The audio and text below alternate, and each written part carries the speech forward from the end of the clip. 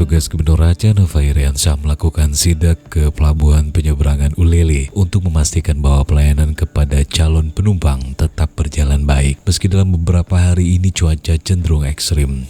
Minggu sore 23 Februari 2020. Dalam kesempatan tersebut, Nova juga menghimbau kepada seluruh pejabat publik dan masyarakat. Situasi dan kondisi cuaca seperti ini selalu kita alami setiap tahun. Oleh karena itu, para pemangku kebijakan harus benar-benar mengikuti atau mempedomani informasi dan data yang dikeluarkan oleh lembaga yang memang membidangi seperti BMKG. Informasi harus disampaikan secara valid agar masyarakat dan calon penumpang paham dan memaklumi, ujar Nova. Pelabuhan Ulele adalah salah satu pintu masuk ke kota Sabang. Segala kebutuhan yang dibutuhkan masyarakat Sabang tentu melalui pelabuhan ini. Jadi saya imbau kepada para pejabat publik dan seluruh masyarakat agar bijak dalam menggunakan medsos. Sampaikan informasi dengan benar dan berdasarkan data, bukan asumsi, ujar Nova.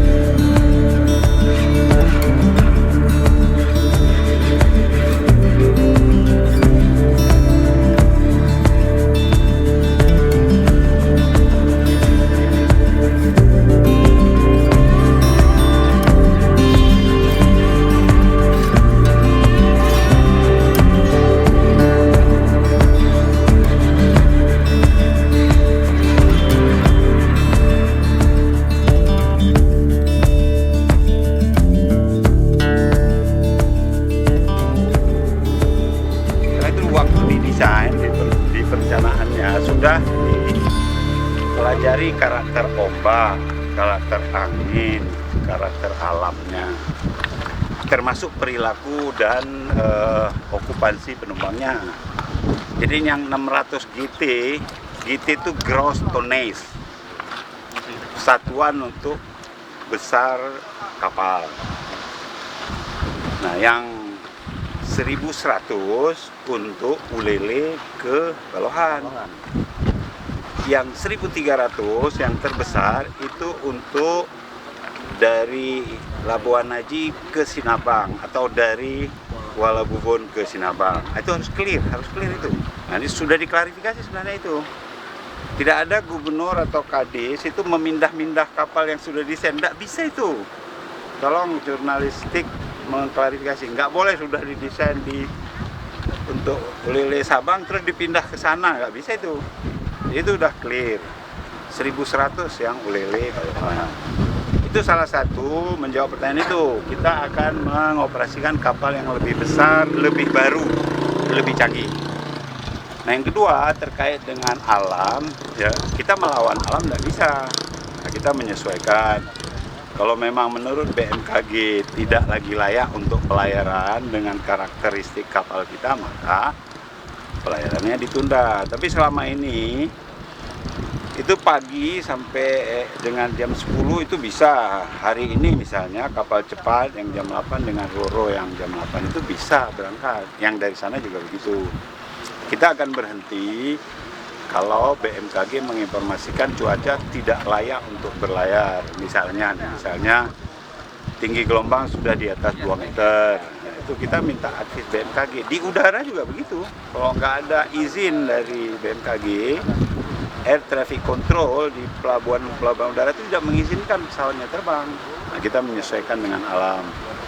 Nah, yang ketiga, saya minta manajemen di pelabuhan Ulele, pelabuhan Balohan, pelabuhan Kuala Bubon atau pelabuhan Haji dan Sinabang itu menyesuaikan manajemen okupansi kapalnya. Jangan terus menerima dan memberi tahu bahwa semuanya bisa berangkat kalau alam sedang seperti ini, kan harus diberitahu, disosialisasikan bahwa sewaktu-waktu terutama jam sekian itu keberangkatan masih tentatif. Tidak bisa dipastikan kalau cuacanya tidak baik. Nah, bagi masyarakat yang penting informasinya clear, jelas gitu. Jangan sampai masyarakat meraba-raba atau tahu dari sumber-sumber yang tidak kompeten, tidak bertanggung jawab misalnya. Jadi semuanya sumbernya harus jelas, dan saya minta semua institusi pemerintah sekali lagi harus kolaboratif ya. Dalam hal perhubungan laut ini ada TNI, ada Airun, Pol Airun, ada Basarnas ini, ada Pemko, Pemkab, ada Pemprov, ada pemerintah. Dalam huruf besar itu berarti pemerintah pusat. Semuanya harus kolaboratif. Kalau menghadapi alam tidak bisa dia parsial, oh ini tugasnya Pemko misalnya, ini tugas enggak. Menghadapi alam itu sama-sama.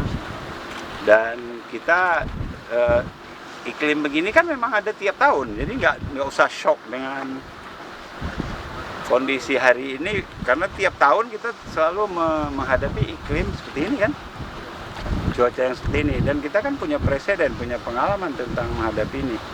Nah, saya minta Dinas Perhubungan kolaboratif dengan Pemko, dengan pemerintah Jakarta, termasuk badan-badan yang ada di nasional, Basarnas, BMKG itu saling berkoordinasi lah.